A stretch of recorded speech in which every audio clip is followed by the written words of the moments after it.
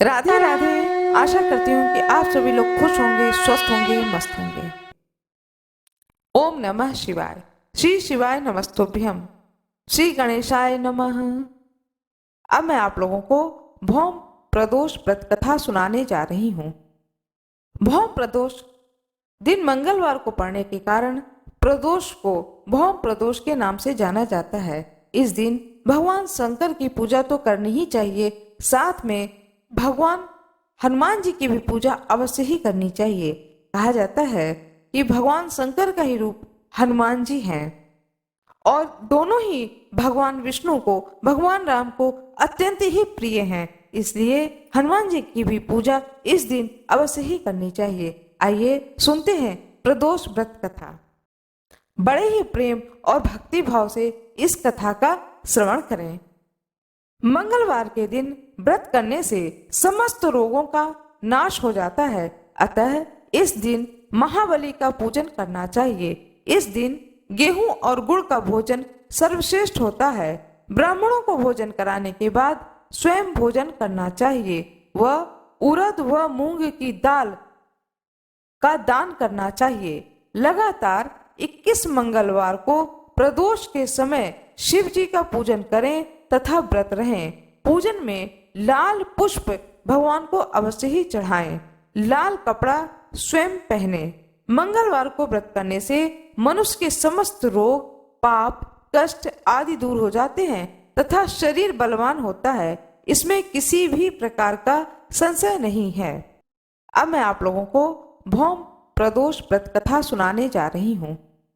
बहुत दिन हुए एक ब्राह्मण और ब्राह्मणी थे जो बिना संतान के थे, जिनके कारण वह अत्यंत ही दुखी रहते थे।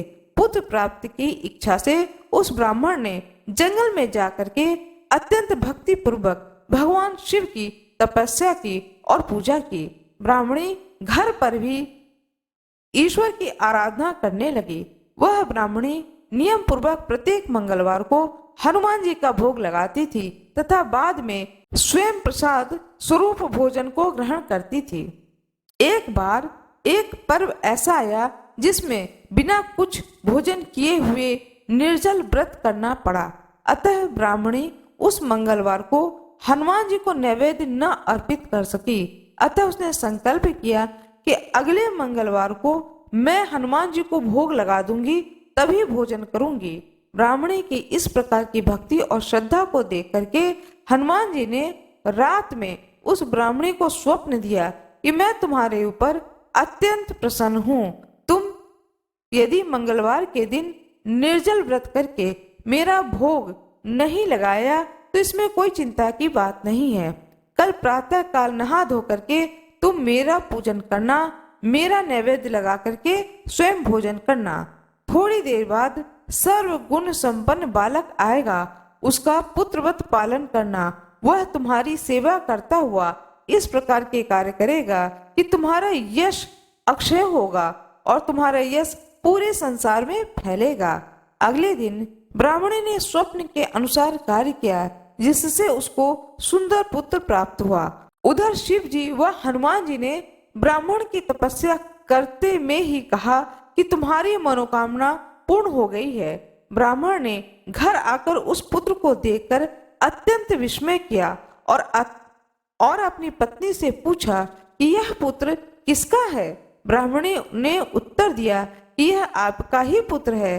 अपनी पत्नी से इस प्रकार के वचनों को सुन करके ब्राह्मण को बहुत क्रोध आया और उसने अपनी पत्नी को उल्टा और चरित्रहीन आदि शब्दों से संबोधित किया एवं उस पुत्र को मारने के अनेक प्रयत्न किए, किंतु भगवान की कृपा से उस बालक का बाल भी बांका न हुआ। फिर हनुमान जी ने उस ब्राह्मण को स्वप्न में कहा कि हे विप्र, अपनी पत्नी एवं पुत्र के चरित्र के विषय में किसी प्रकार का संदेह न करो। मैंने तुम्हारी तपस्या और तुम्हारी पत्नी की भक्ति को देख करके इस पुत्र को वरदान में दिया है। यह बालक तुम्हारी सेवा करता हुआ तुम्हारी कीर्ति को चारों ओर फैलाएगा। दूसरे दिन ब्राह्मण अपनी पत्नी व पुत्र से प्रेम करने लगा और सुख से रहने लगा। इस लोक में अनेक सुखों को भोगता हुआ वह अंत में मोक्ष पद को प्राप्त हुआ। जो कोई भी भौम प्रदोष का व्रत करता है या पवित्र कथा को सुनता है अथवा सुनाता है, उसके समस्त पाप नष्ट हो जाते हैं एवं संपूर्ण कामनाओं की पूर्ति होती है। भगवान शंकर की जय हो।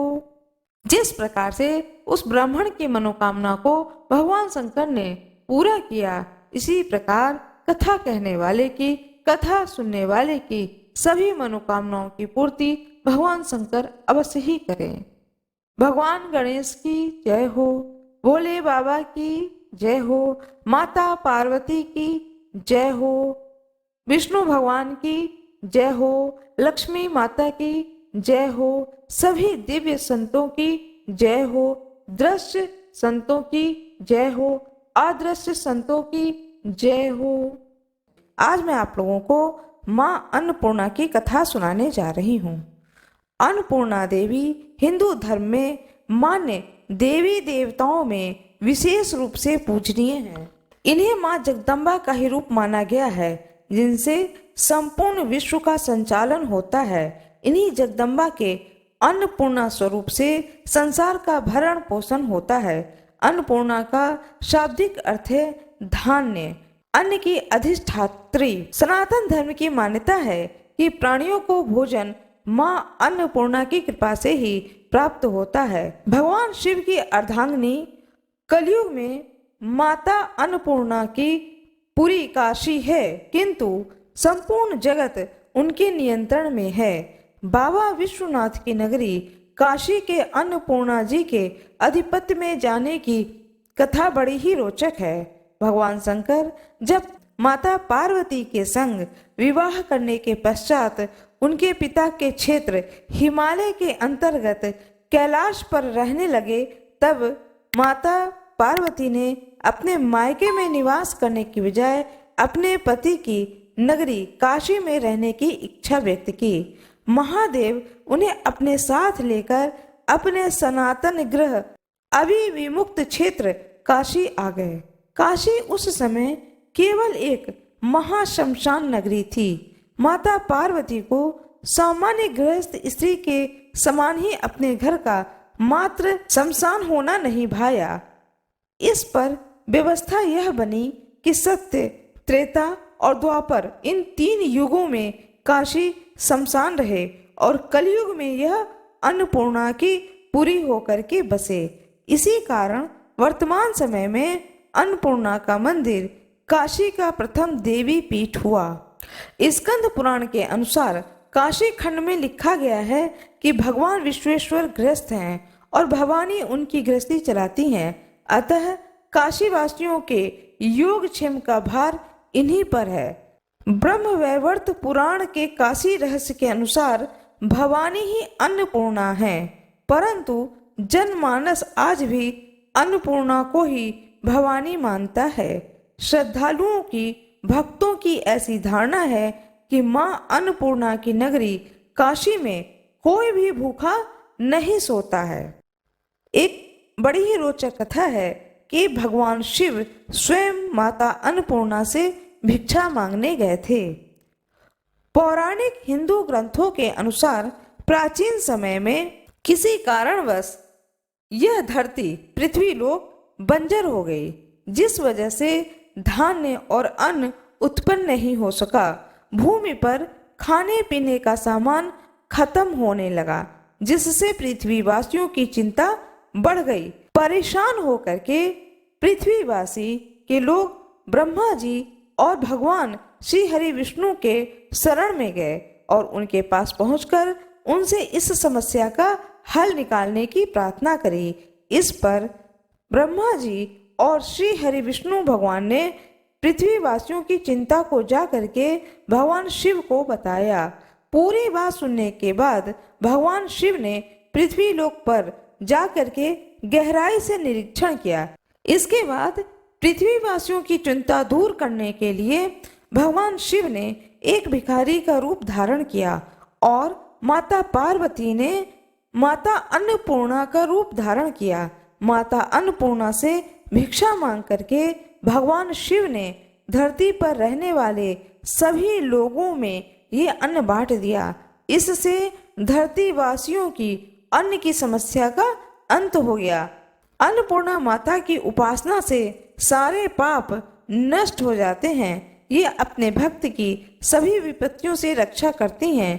इनके प्रसन्न हो जाने पर अनेक जन्मों से चली आ रही दरिद्रता का भी निवारण हो जाता है। ये माता अन्नपूर्णा अपने भक्तों को सांसारिक सुख प्रदान करने के साथ ही मोक्ष भी प्रदान करती हैं। तभी तो ऋषि मुनि भी माता की स्तुति करते हुए कहते हैं, शोषणी सर्व पाप मोचनी सकलाम पदाम दारिद्र्य दम नित्य सुखम मोक्षम प्रदायनी।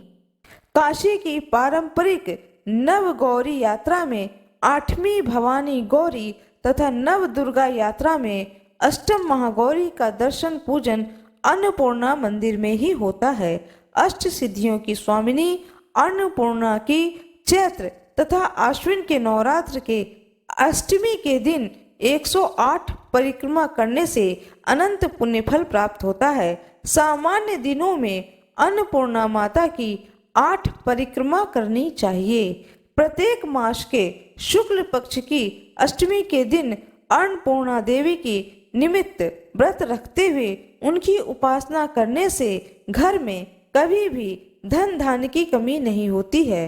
भविष्य पुराण में मार्गशीर्ष मास के अन्नपूर्णा व्रत की कथा का विस्तार से वर्णन मिलता है। अन्नपूर्णा देवी का रंग जवा पुष्प के समान है। इनके 3 नेत्र हैं। मस्तक पर अर्धचंद्र सुशोभित हैं। भगवती अन्नपूर्णा अनुपम लावण्य से युक्त नव युवती के सदृश हैं। बंदूक के फूल के मध्य दिव्य आभूषणों से विभूषित होकर के ये प्रसन्न मुद्रा में स्वर्ण सिंहासन पर विराजमान है। देवी के बाएं हाथ में अन्न से पूर्ण माणिक्य रत्न से जड़ा पात्र तथा दाहिने हाथ में रत्नों से निर्मित कलछुल है। अन्नपूर्णा माता अन्नदान में सदा तल्लीन रहती हैं। देवी भागवत में राजा बृहद्रथ की कथा से अन्नपूर्णा माता और उनकी पूरी काशी की महिमा उजागर होती है। भगवती अन्नपूर्णा पृथ्वी पर साक्षात कल्पलता हैं, क्योंकि ये अपने भक्तों को मनोवांछित फल प्रदान करती हैं। स्वयं भगवान शंकर इनकी प्रशंसा करते हैं और कहते हैं कि मैं अपने 5 मुख से भी मां अन्नपूर्णा का पूरा गुणगान कर सकने में समर्थ नहीं हूँ। यद्यपि बाबा विश्वनाथ काशी में शरीर त्यागने वालों को तारक मंत्र दे करके मुक्ति प्रदान करते हैं, तथापि भगवान शंकर की याचना में मां अन्नपूर्णा से ही की जाती है। गृहस्थ व्यक्ति धन धान्य जो चाहता है वह तथा जो योगी ज्ञान और वैराग्य चाहते हैं वे भी मां अन्नपूर्णा से ही भिक्षा स्वरूप मांगते हैं। अन्नपूर्णे सदा पूर्णे शंकर प्राण बल्लभे ज्ञान वैराग्य सिद्ध्यर्थम भिक्षाम देहि च पार्वती। मंत्र महोदधि तंत्र सार पुनश्चरण यार्व आदि ग्रंथों में अन्नपूर्णा देवी के अनेक मंत्रों का उल्लेख तथा उनकी साधना विधि का वर्णन मिलता है। मंत्र शास्त्र के सुप्रसिद्ध ग्रंथ शारदा तिलक में अन्नपूर्णा के 17 अक्षर वाले निम्न मंत्र का विधान वर्णित है। ह्रीं नमः। मंत्र इस प्रकार से है, ह्रीं नमः भगवती महेश्वरी अन्नपूर्णे स्वाहा। मंत्र को सिद्ध करने के लिए इसका 16,000 बार जाप करके उपसंख्या का दशांश से घी से युक्त अन्न के द्वारा होम करना चाहिए। जब से पूर्व यह ध्यान करना होता है। सिद्ध करने के बहुत सारे नियम हैं। यह तो मैंने बहुत ही छोटा सा एक नियम आपको बताया है, तो इसके साथ में और भी बहुत सारे नियम हैं। अब मैं आप लोगों को कथा सुनाने जा रही हूँ, माता अन्नपूर्णा की व्रत कथा। काशी निवासी धनंजय की पत्नी का नाम सुलक्षणा था।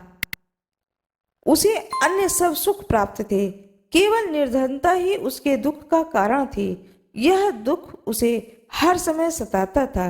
एक दिन सुलक्षणा पति से बोली, हे स्वामी, कुछ उद्यम करो तो काम चले। इस प्रकार कब तक काम चलेगा? सुलक्षणा की बात धनंजय के मन में बैठ गया। उसी दिन से वह विश्वनाथ भगवान शंकर को प्रसन्न करने के लिए बैठ गया और कहने लगा कि हे देवाधिदेव विश्वेश्वर, मुझे पूजा पाठ तो नहीं आता है, केवल तुम्हारे भरोसे बैठा हूँ। इतनी विनती करके वह 2-3 दिन भूखा प्यासा बैठा रहा। यह देख करके भगवान शंकर ने उसके कान में अन्नपूर्णा अन्नपूर्णा अन्नपूर्णा इस प्रकार 3 बार कहा। यह कौन है, क्या कह गया? इसी सोच में धनंजय पड़ गया कि मंदिर से आते ब्राह्मणों को देखकर पूछने लगा कि पंडित जी, अन्नपूर्णा कौन है? ब्राह्मणों ने कहा कि तू अन्न छोड़ बैठा है, सो तुझे अन्न की ही बात सूझती है। जा घर जा और जा करके अन्न ग्रहण कर। धनंजय घर गया, स्त्री से सारी बात कही। वह बोली, नाथ चिंता मत करो, स्वयं शंकर भगवान ने यह मंत्र दिया है, वे स्वयं ही खुलासा करेंगे और फिर जाकर उनकी आराधना करो। धनंजय फिर जैसा का तैसा पूजा में बैठ गया। रात्रि में भगवान शंकर ने आज्ञा दी और कहा कि तू पूर्व दिशा में चला जा, यह अन्नपूर्णा का नाम जपता जा और रास्ते में फल खाता, झरनों का पानी पीता जाता। इस प्रकार कितने ही दिनों तक चलता गया। वहां उसे चांदी सी चमकती बन की शोभा दिखाई दी। चांदी सी चमकती बन की शोभा दिखाई दी। सुंदर सरोवर देखने में यह उसके किनारे कितनी ही अप्सराएं झुंड बना करके बैठी थीं। एक कथा कहती थी और सब माँ अन्नपूर्णा की जय हो इस प्रकार से बार बार कहती थीं। यह अगहन मास की उजेली रात्रि थी और आज से ही व्रत का आरंभ था। जिस शब्द की खोज करने वह निकला था वह उसे वहां सुनने को मिल गया। धनंजय ने उनसे जाकर पूछा, हे देवियों, आप यह क्या करती हो? उन सब ने कहा कि हम सब माँ अन्नपूर्णा का व्रत करते हैं। व्रत करने से पूजा का क्या होता है? यह किसी ने किया भी है क्या? इसे कब किया जाए? यह कैसा व्रत है और इसकी क्या विधि है? मुझसे भी कहो।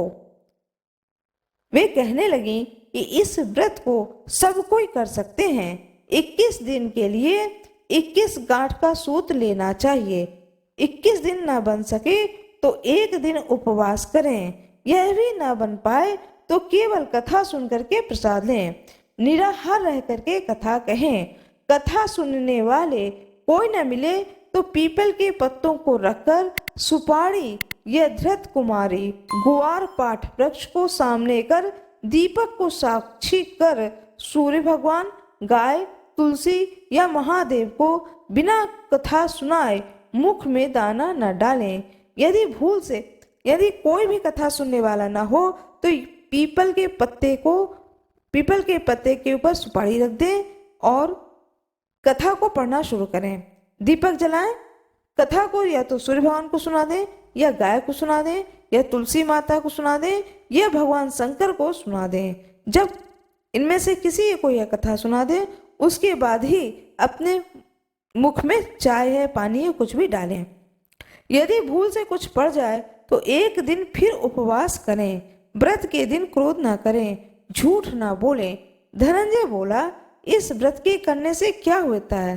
वे कहने लगी, इसके करने से अंधों को नेत्र मिलते हैं, लूलों को हाथ मिलते हैं, निर्धन के घर धन आता है, बाजिन को संतान मिलते हैं, मूर्ख को विद्या आता है। जो जिस कामना से व्रत करता है माँ उसकी सारी इच्छाएं पूर्ण करती हैं। धनंजय कहने लगा, बहनों, मेरे भी धन नहीं है, विद्या नहीं है, कुछ भी तो नहीं है। मैं तो दुखिया ब्राह्मण हूँ, मुझे इस व्रत का सूत दोगे? हाँ भाई, तेरा कल्याण हो, लो तुम्हें दूंगी, इस व्रत का मंगल सूत्र लो। धनंजय ने व्रत किया। व्रत पूरा हुआ तभी सरोवर में से 21 खंड की सुवर्ण सीढ़ी हीरा मोती जड़ी हुई प्रकट हुई। धनंजय जय अन्नपूर्णा कहता जाता था। इस प्रकार कितनी ही सीढ़ियां उतर गया तो क्या देखता है कि करोड़ों सूर्य भगवान के प्रकाश से प्रकाशमान अन्नपूर्णा माता का मंदिर है। उनके सामने सुवर्ण सिंहासन पर माता अन्नपूर्णा विराजमान है।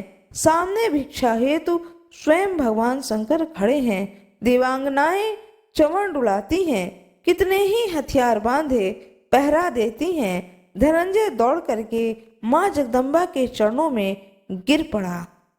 देवी ने उसके मन के क्लेश को जान गई। धनंजय कहने लगा, हे माता, आप तो अंतर्यामी हो, आपको अपनी दशा क्या बताऊं। माता बोली, तुमने मेरा व्रत किया है, जा, संसार तेरा सत्कार करेगा। माता ने धनंजय की जीवा पर बीज मंत्र लिख दिया। अब तो उसके रोम रोम में विद्या प्रकट हो गई। इतने में क्या देखता है कि वह काशी विश्वनाथ के मंदिर में खड़ा है। माँ का वरदान लेकर के धनंजय घर आया, सुलक्षणा से सारी बात कही। माँ अन्नपूर्णा की कृपा से उसके घर में संपत्ति उमड़ने लगी। छोटा सा घर बहुत गिना जाने लगा। जैसे शहद के छत्ते में मक्खियां जमा होती हैं, उसी प्रकार अनेक सगे संबंधी आकर उसकी बड़ाई करने लगे। कहने लगे, इतना धन, इतना बड़ा घर, सुंदर संतान तो नहीं, इस कमाई का भोग कौन करेगा। सुलक्षणा से संतान नहीं है, इसे तुम दूसरा विवाह करो। अनिच्छा होते हुए भी धनंजय को दूसरा विवाह करना पड़ा। सती सुलक्षणा को सौत का दुख उठाना पड़ा। इस प्रकार दिन बीतते गए। फिर अगहन मास आया। नए बंधन से बंधे पति से सुलक्षणा ने कहलाया कि हम व्रत के प्रभाव से सुखी हुए हैं, इस कारण यह व्रत को छोड़ना नहीं चाहिए। यह माता जी के प्रताप है, सो हम इतने संपन्न और सुखी हैं। सुलक्षणा की बात को सुन करके धनंजय उसके यहाँ आया और व्रत में बैठ गया। नई बहू को इस व्रत की खबर नहीं थी। वह धनंजय के आने की राह देख रही थी। दिन बीतते गए। व्रत पूर्ण होने में 3 दिवस बाकी थे कि नई बहू को खबर पड़ी। उसके मन में ईर्ष्या की ज्वाला दहक रही थी। सुलक्षणा के घर वह आ पहुंची और उसने वहां भगदड़ मचा दी। वह धनंजय को अपने साथ ले आई। नए घर में धनंजय को थोड़ी देर के लिए निद्रा ने आ दबाया। इसी समय नई बहू ने उसका व्रत का सूत तोड़कर आग में फेंक दिया। अब तो माताजी का कोप जाग गया। घर में अकस्मात आग लग गई। सब कुछ जलकर खाक हो गया। सुलक्षणा जान गई। पति को फिर अपने घर ले आई। नई बहू रूठकर पिता के घर जा बैठी। पति को परमेश्वर मानने वाली सुलक्षणा बोली, हे नाथ, घबराना नहीं है। माता जी की कृपा अलौकिक है। पुत्र कुपुत्र हो जाता है, पर माता कभी भी कुमाता नहीं होती है। अब आप श्रद्धा और भक्ति से आराधना को शुरू करें, वे जरूर हमारा कल्याण करेंगी। धनंजय फिर माता की आराधना करने लगा। फिर वही सरोवर में सीढ़ी प्रकट हुई। उसमें माँ अन्नपूर्णा कहकर वह उतरा। वहां जा माताजी के चरणों में रुदन करने लगा। माता प्रसन्न होके बोली, यह मेरी स्वर्ण की मूर्ति ले, इसकी पूजा करना, तू फिर सुखी हो जाएगा। जा, तुझे मेरा आशीर्वाद है। तेरी स्त्री सुलक्षणा ने मेरे श्रद्धा से व्रत किया है, उसे मैंने पुत्र दिया है। धनंजय ने आंखें खोली तो खुद को काशी विश्वनाथ के मंदिर में खड़ा पाया। वहां से फिर उसी प्रकार घर को गया। इधर सुलक्षणा के दिन चढ़े और महीना पूरे होते ही पुत्र को उसने जन्म दिया। गांव में आश्चर्य की लहर दौड़ गई। मानता आने लगा। इस प्रकार उसी गांव के निसंतान सेठ के पुत्र होने पर उसने माता अन्नपूर्णा के मंदिर का बनवाने का सोचा। उसने माताजी की धूमधाम से पधारो यज्ञ किया और धनंजय को मंदिर के आचार्य का पद दे दिया। जीविका के लिए मंदिर की दक्षिणा और रहने के लिए बड़ा सुंदर सा भवन दिया। धनंजय स्त्री पुत्र सहित वहां रहने लगा। माताजी के चढ़ावे में भरपूर आमदनी होने लगी। उधर नई बहू के पिता के घर डाका पड़ा। सब कुछ लुट गया। वे भीख मांगकर पेट भरने लगे। सुलक्षणा ने यह सुना तो उन्हें बुला भेजा, अलग घर में रख दिया और उनके अन्न और वस्त्र का प्रबंध किया। धनंजय, सुलक्षणा और उसके पुत्र माता जी की कृपा से आनंद से रहने लगे। माता जी ने जैसे धनंजय के घर के भंडार भरे, वैसे ही कथा पढ़ने वाले के, कथा सुनाने वाले के और कथा सुनने वाले के घर के अन्न जन धन से भंडार भरे। माता अन्नपूर्णा की जय हो। माता अन्नपूर्णा की जय हो। माता अन्नपूर्णा की जय हो, भगवान शंकर की जय हो, ब्रह्मा जी की जय हो, विष्णु भगवान की जय हो, सभी भक्तों की जय हो। प्रेम पूर्वक बोले माता अन्नपूर्णा की जय हो। जैसा कि हम सभी लोग जानते हैं कि प्रदोष व्रत महीने में 2 बार आता है, एक कृष्ण पक्ष में, एक शुक्ल पक्ष में। त्रयोदशी तिथि पर प्रदोष व्रत को धारण किया जाता है। प्रदोष व्रत भगवान शंकर को समर्पित होता है। भगवान शंकर वह हैं जिनकी पूजा आराधना करने से भगवान शंकर यदि प्रसन्न हो जाएं तो भाग्य को बदल देते हैं। मस्तक की रेखाएं जो स्वयं ब्रह्मा जी लिखते हैं, उन रेखाओं को बदल देते हैं, दुर्भाग्य को सौभाग्य में बदल देते हैं। इसलिए भगवान शंकर की पूजा बड़े ही भाव से, भक्ति भाव से करनी चाहिए। आइए अब जानते हैं पौष शुक्ल पक्ष में प्रदोष व्रत कब पड़ेगा। कृपया कमेंट बॉक्स में ओम नमः शिवाय अवश्य ही लिख दीजिएगा। आइए अब मैं आप लोगों को बताने जा रही हूँ प्रदोष व्रत कब है पौष शुक्ल पक्ष में। नए साल 2024 का दूसरा प्रदोष व्रत पौष माह के शुक्ल पक्ष की त्रयोदशी को पड़ रहा है। यह भौम प्रदोष होगा। इस दिन भगवान शिव की पूजा प्रदोष काल में करने पर सारी मनोकामनाओं की पूर्ति होती है। इस दिन भगवान शिव की पूजा के साथ साथ हनुमान जी की भी पूजा करने से विशेष फलों की प्राप्ति होती है। आइए जानते हैं पूजा का शुभ मुहूर्त, पूजन विधि और इस दिन किए जाने वाले उपाय के बारे में। साल 2024 पौष शुक्ल प्रदोष व्रत का शुभ मुहूर्त। साल 2024 पौष शुक्ल प्रदोष व्रत 23 जनवरी मंगलवार को रखा जाएगा। प्रदोष काल पूजा का शुभ मुहूर्त सायंकाल 5:52 से 8:33 तक। पौष शुक्ल त्रयोदशी प्रारंभ होगा 22 जनवरी सायंकाल 7:51 पर। पौष शुक्ल त्रयोदशी समाप्त होगा 23 जनवरी रात्रि 8:39 पर। प्रातः काल ब्रह्म मुहूर्त में उठ करके अपने घर के मंदिर में भगवान शंकर का जो भी मूर्ति या फोटो आपके घर में हो, वहां पर खड़े होकर के स्वयं को संकल्पित करें कि आज मैंने प्रदोष व्रत को धारण किया है। भगवान शंकर की कृपा विशेष हो और व्रत निर्विघ्न समाप्त हो। बड़े भाव से मैं पूजा करूं, ऐसा अपने मन में संकल्प लें। प्रातः काल उठ करके नित्य कर्म को करके स्नान ध्यान करके भगवान शंकर की पूजा करें, साथ में हनुमान जी की भी पूजा अवश्य ही करें। प्रदोष व्रत की पूजा विशेषकर प्रदोष काल में की जाती है। प्रदोष काल यानी शाम के समय पूजा के लिए पुनः स्वच्छ होकर के भगवान शिव का गंगा जल मिले जल से अभिषेक करें। महादेव को उनके प्रिय बेलपत्र, सफेद चंदन, फल, फूल, अक्षत, धूप, दीप अर्पित करें और ओम नमः शिवाय मंत्र का जाप करें। प्रदोष व्रत कथा को सुनें, शिव चालीसा का पाठ करें, स्तुति करें। स्तुति करने के बाद में फिर आरती करें। शास्त्रों में ऐसी मान्यता है कि भौम प्रदोष के दिन सुबह स्नान के बाद महादेव का रुद्राभिषेक करना चाहिए और गाय को मीठी रोटी खिलाने से सारी मनोकामनाओं की पूर्ति होती है।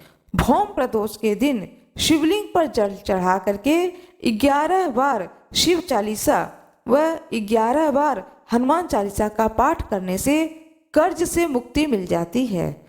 आर्थिक संकट को दूर करने के लिए इस दिन शिवलिंग पर बेलपत्र चढ़ाना चाहिए। कम से कम 1000 बेलपत्र चढ़ाना चाहिए और हनुमान चालीसा का पाठ और सुंदरकांड का पाठ भी अवश्य ही करना चाहिए। ये 2 उपाय बताए मैंने आप लोगों को कि जो कोई कर्ज से मुक्ति पाना चाहता है तो वह किस प्रकार से भगवान शंकर की पूजा करे और साथ में हनुमान जी की कृपा भी प्राप्त होगी हनुमान जी की पूजा और आराधना करने से।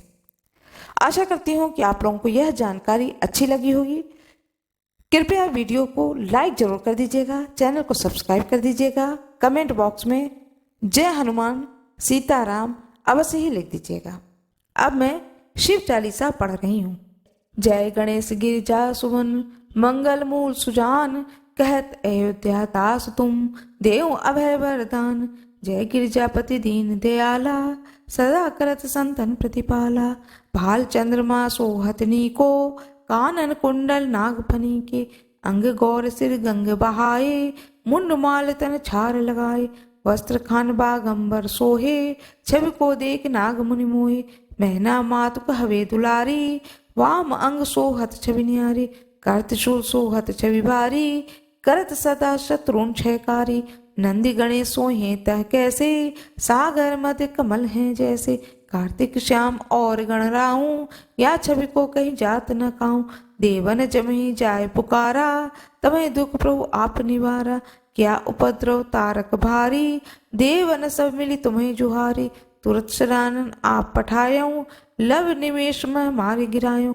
आप जलंधर असुर संहारा, श्रेयस तुम्हार विदित संसारा। त्रिपुरासुर सन युद्ध मचाई, तभी कृपा करी लीन बचाई।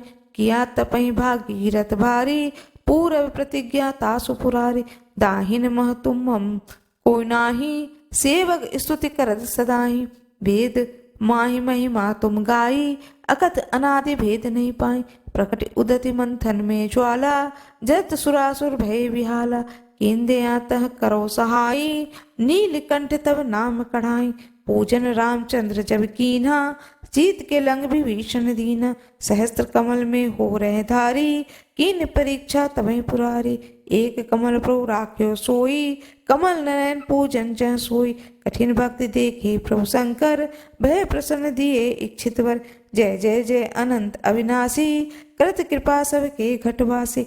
दुष्ट सकल नित मोहि सतावे, भ्रमत रहो मोहि चैन न आवे। त्राहि त्राहि मैं नाथ पुकारो, यही अवसर मोहि आन उबारो। लहत शूल शत्रुन को मारो, संकट ते मोहि आन उबारो। मात पिता भ्राता सब होई, संकट में पूछत नहीं कोई। स्वामी एक है आस तुम्हारी, आए हरऊ मम संकट भारी। धन निर्धन को दे सदा ही, जो कोई साचे सो फल पाए। स्तुति के विधि करो तुम्हारी, क्षमो नाथ अब चूक हमारी। शंकर हो संकट के नाशन, विघ्न विनाशक मंगल कारण। योगी यति मुनि ध्यान लगावे, नारद सारद शीस नवावे। नमो नमो जय नमः शिवाय, सुर ब्रह्मादिक पार न पाए। जो ये पाठ करे मन लाई, तापर होत हैं शंभु सहाय। ऋणनिया को हो अधिकारी, पाठ करें सो पावन हारी। पुत्र होने की इच्छा कोई, निश्चय शिव प्रसाद सोई सोई। पंडित त्रयोदशी को लावे, ध्यान पूर्वक होम करावे। त्रयोदशी व्रत करे हमेशा, तन नहीं ताके रहे कलेसा। धूप दीप नैवेद्य चढ़ावे, शंकर सम्मुख पाठ सुनावे। जन्म जन्म के पाप नसावे, अंत धाम शिवपुर में पावे। कहत अयोध्या दास तुम्हारी, जानी सकल दुखों हरऊं हमारी। नित नेम उठी प्रातः ही, पाठ करो 40। तुम मेरी मनोकामना पूर्ण करो जगदीश। मंग सिर छठी हेमंत ऋतु, संबत 64 जान। स्तुति 40 से वही पूर्ण किन कल्याण। भगवान शंकर की जय हो, माता पार्वती की जय हो, भगवान गणेश की जय हो। भगवान शंकर की आरती करें प्रेम पूर्वक। जय शिव ओमकारा, बाबा जय शिव ओमकारा। ब्रह्मा विष्णु सदा शिव, ब्रह्मा विष्णु सदा शिव। अर्धांगी धारा, जय शिव ओमकारा। एकानन चतुरानन, पंचानन राजे। हंसासन गरुणासन, हंसासन गरुणासन। वृषवाहन साजे, ओम जय शिव ओमकारा। 2 भुज 4 चतुर्भुज, 10 भुज अति सोहे। तीनों रूप निरखता, तीनों रूप निरखता। त्रिभुवन जन मोहि, ओम जय शिव ओमकारा। अक्षमाला वनमाला, मुंडमाला धारी। त्रिपुरारी कंसारी, करमाला धारी। ओम जय शिव ओमकारा। श्वेतांबर पीतांबर, बागंबर अंगे। सनकादिक ब्रह्मादिक, भूतादिक संगे। ओम जय शिव ओमकारा करके मध्य कमंडल चक्र शूलधरता सुखकारी दुखहारी जग पालनकारी। ओम जय शिव ओमकारा ब्रह्मा विष्णु सदा शिव जानत अविवेका प्रणवाक्षर में शोभित ये तीनों एका। ओम जय शिव ओमकारा त्रिगुण स्वामी जी की आरती जो कोई नर गावे कहत शिवानंद स्वामी कहत हरिहर स्वामी मनवांछित फल पावे। जय शिव ओमकारा ओम जय शिव ओमकारा। अब स्तुति करना है भगवान शंकर का। कर्पूर गौरम करुणावतारम संसार सारम भुजगेंद्र हारम सदा वसंतम हृदयारविंदे भवम भवानी सहितं नमामि। नीलाम्बुजश्याम मन कोमलागम सीता समारो पितवातिभागम पाणो महासा यकचारुचापम नमामि रामम रघुवंशनाथम।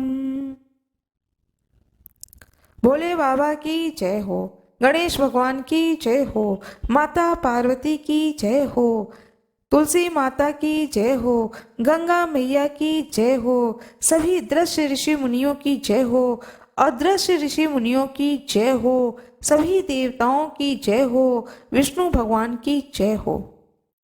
आशा करती हूँ कि आप लोगों को यह जानकारी अच्छी लगी होगी।